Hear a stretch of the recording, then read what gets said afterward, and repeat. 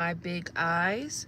I wanted to just come and give my commentary on something very, very important that I feel like a lot of people do, right? They have these interactions with you, and then years later they cry foul. I've had people in my life personally who have benefited from me being in their life, and then I exit out, whether they want me to exit out or I just choose we're not vibrating on the same frequency anymore, and they've got a lot of ish to say, right? So one case in point, a gentleman, he didn't have any hot water, house was filthy as, in lieu of foreclosure, hadn't paid his mortgage in almost 2 years, right? And so I did what I knew would work to get the house sold so that he wouldn't have to go through foreclosure. And then now years later, you're gainlessly employed and you're this and you're that, but bro, you were asking me for a hot shower. You know what I mean? And then a person that I divorced happily, right? That I divorced happily, but for the 6 years that we were married, every single year this individual had a surgery, and before they met me, they were dealing with this terrible pain, gallbladder pain. Like for 7 months before I met this individual, they were dealing with this gallbladder pain, right? Didn't want to go to the hospital. Like, and you do your research, people have died. Young people have died from gallbladder complications, right? But me as the loving, nurturing person, I insisted that this person go to the hospital. You need to go to the hospital, Nick. You need to go to the hospital. And they got the surgery that they needed. And I haven't had contact with them, but I hope they're alive today. And that first surgery was the catapult to, like, every year there's surgery. But I guarantee you, you speak to that person about my character, they got a bunch of dumb shit to say, right? Now, where am I going with this? Everybody is coming out of the woodwork about Diddy, right? Now, why do I feel like I have an opinion on this? Because I went to school for music. I went to Five Towns College in Dix Hills, and I wanted to be a songwriter. I wanted to be not in the forefront as an artist, but I wanted to handle all the administrative things. I wanted to be a music publisher. I created this company.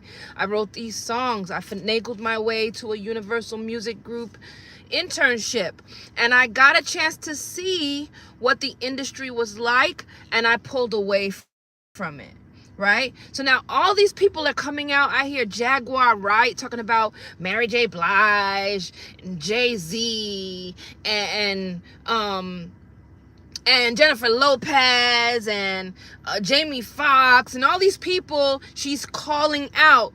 Bitch, you put yourself in that environment. When you see things that are going on that don't align with your spirit, you exit out, right?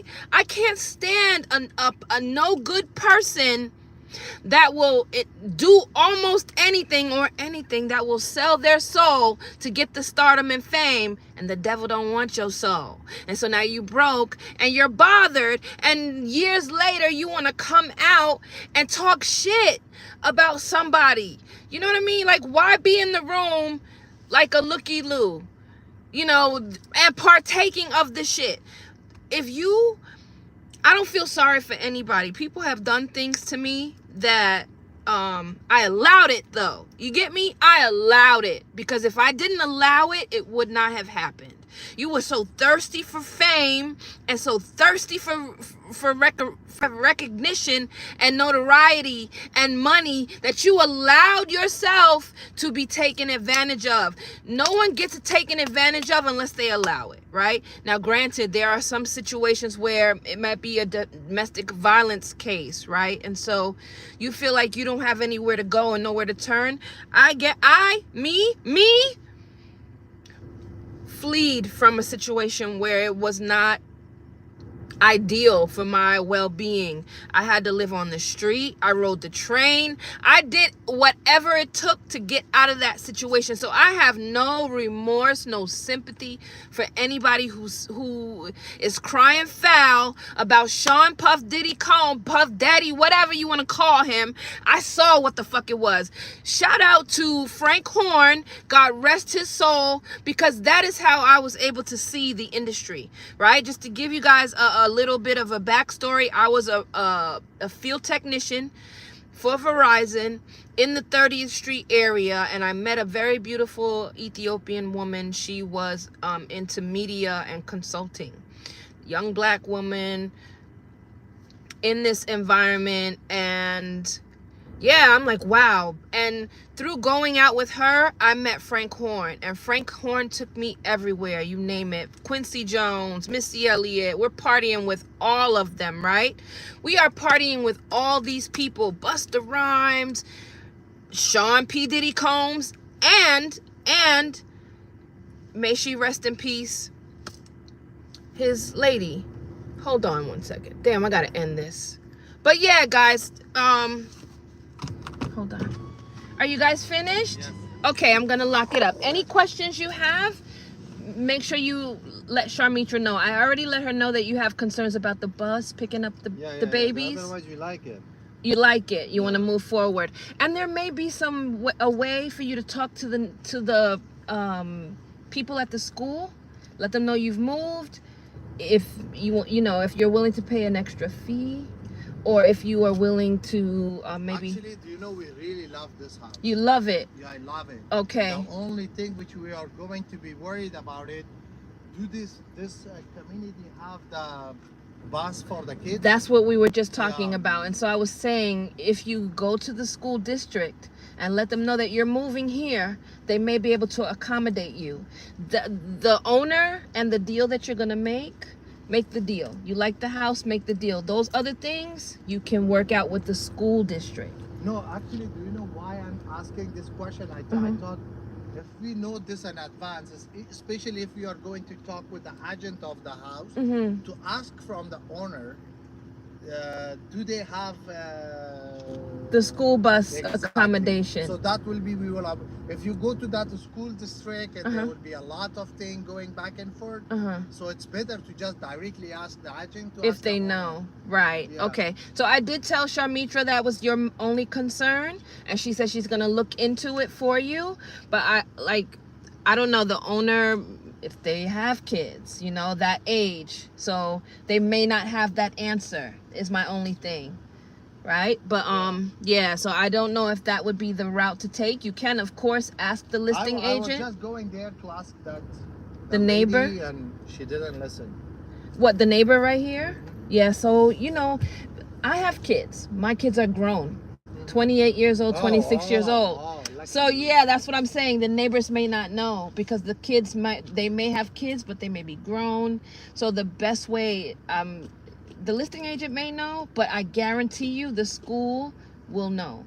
Or if you maybe speak to the bus attendant, maybe she can do you a solid. So where we are going after this?